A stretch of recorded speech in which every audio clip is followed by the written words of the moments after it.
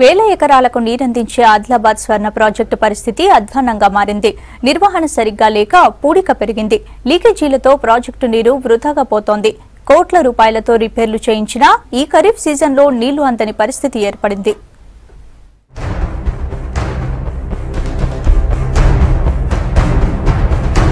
అధికారుల నిర్లక్ష్యం కారణంగా ఆదిలాబాద్ జిల్లాలోని స్వర్ణ ప్రాజెక్టు అనుకున్న ఫలితాలు సాధించలేకపోతోంది. 24 కోట్ల రూపాయలతో ప్రాజెక్టు గేట్లు, కాల్వల రిపేర్లు చేయించినా పొలాల్లోకి నీళ్లు అందడం లేదు.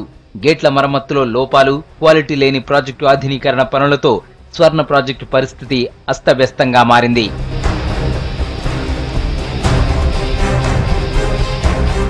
ఆదిలాబాద్ జిల్లా సారంగపూర్, నిర్మల్, దిలావర్పూర్, లక్ష్మణచంద మండలాల్లోని 9,000 ఎకరాలకు ఈ ప్రాజెక్టు ద్వారా సాగునీరు అందాల్సి ఉంది.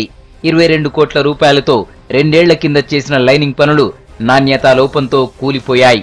దీంతో కాల్వలోకి నీళ్లు రావడం లేదు. 70 లక్షల రూపాయలతో గైడ్ వాల్ పనులను హైదరాబాద్కు చెందిన కాంట్రాక్టర్కు అప్పగించారు. ఈ పనులు ఇప్పటికీ పూర్తి కాలేదు. దీంతో మంత్రి ఐకే రెడ్డి గేట్ల రిపేర్ల కోసం 90 లక్షల రూపాయలు మంజూరు చేశారు. ఈ నిధులు కూడా సరిగ్గా ఖర్చు చేయకపోవడంతో రైతులకు నీళ్లు అందడం లేదు. ప్రాజెక్టు కింద కినాల ఆయకట్టు కింద మొత్తము ఇప్పటి వరకు కంప్లీట్ అయ్యాక జపాన్ సంస్థ ద్వారా పనులు నిర్వహించారు. ఆ పనులు కూడా నత్తనడగా నడిచినాయి, సరిగా చేయలేరు. మరి ఈ 2 సంవత్సరాల తర్వాత ఇది 3వ సంవత్సరం వర్షం పూర్తి శాతం వర్షం పడి స్వర్ణ డ్యామ్ రెండడం జరిగినది. ఇప్పుడు మొదటి పంటనే చాలా క్లిష్టంగా ఉంది. 2వ పంటకు కూడా నీరు అందిస్తారో లేదో అన్న అనుమానం ఉన్నది. అధికారులు దీన్ని దృష్టిలో పెట్టుకుని 2వ పంటకు కూడా నీళ్లు అందించే ప్రయత్నాలు చేయాలి. రీసెంట్ గా కురిసిన భారీ వర్షాలకు ప్రాజెక్టు 3 గేట్లు ఎత్తారు. నీటి విడుదల పూర్తయ్యాక కిందకు దించే సమయంలో గేట్లు మొరాయించాయి. దీంతో అధికారులు గేట్లు దించేందుకు నానా తంటాలు పడ్డారు. అధికారుల నిర్లక్ష్యం కారణంగానే సాగుకు నీళ్లు అందడం లేదంటున్నారు రైతులు.